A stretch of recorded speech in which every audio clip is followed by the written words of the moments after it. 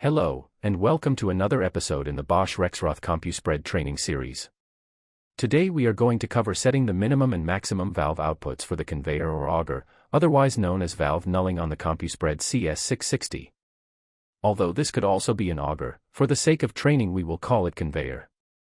This nulling also applies to the spinner, pre-wet, and anti-ice outputs. Before we begin, always remember, safety first. Ensure the vehicle you are about to work on is in a safe condition and safe location to run. If the vehicle is in a safe condition and location, the first step will be to start the vehicle, and if equipped, turn on the PTO. If your vehicle is equipped with cruise control, it is best to set the engine RPM to around 1200 to 1500 RPM. If not equipped with cruise control, you will need to try and maintain a steady RPM around 1200 to 1500 while performing the nulling procedure. Now let's jump in and get started.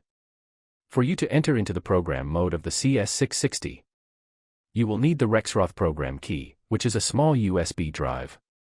First, insert the program key into the USB port of the CS660. Next, you will want to touch the lock icon at the top of the display. After you touch the icon, the display should show the words, "Opening setup, please wait." Once the controller enters the program mode, you will want to look at the icons on the left. Touch the icon that looks like a conveyor. Now that we are in the conveyor valve settings page, you can see all the settings that pertain to the operation of the conveyor. First, at the top of the page is the control mode of the conveyor. We will first perform manual nulling. This would be done when there is no feedback sensor from the conveyor motor. From the drop-down, select manual. Now let's move on to setting the conveyor minimum and maximum outputs. Today we will start with the minimum, but it does not matter which order we start. Remember, we first need to set the engine RPM to around 1200 RPMs. From this point on, you need to be aware that we will be making the conveyor move, so for safety, you need to ensure the conveyor is clear and no person is near the conveyor. With the engine running and set to 1200 RPM, you want to touch the white box that contains the value next to the words min output. When you touch the box, a small set of up, down arrows will appear to the right of the min and max setting. The goal here is to find the setting that will cause the conveyor to begin to move by using the up and down arrows.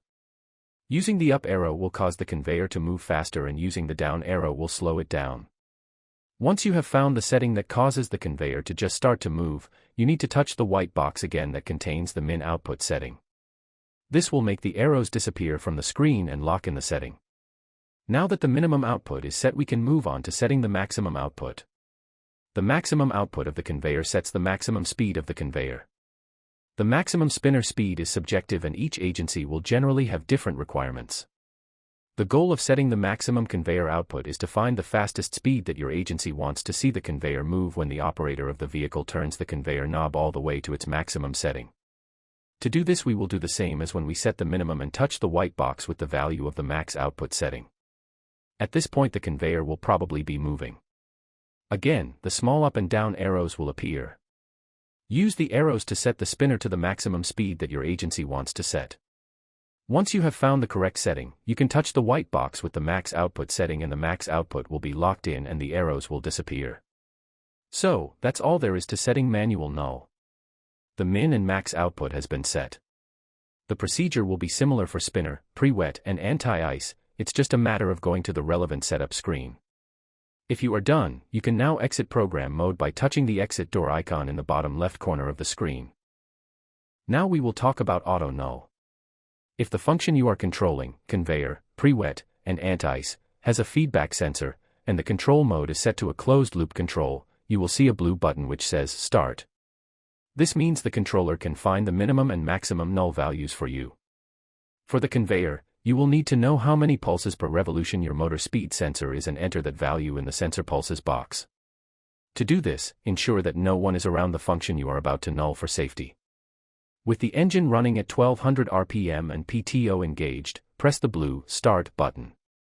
The function, for example the conveyor, will slowly start to move, then increase in speed until a maximum is found. Then the function will slow down to a stop. Once this is complete, new values will be shown in the min and max nulling boxes. You may choose to manually change these values after following the manual nulling procedure shown before. And that is it for auto nulling. You can exit the setup screen and the values obtained will be saved. This concludes today's episode and thank you very much for watching.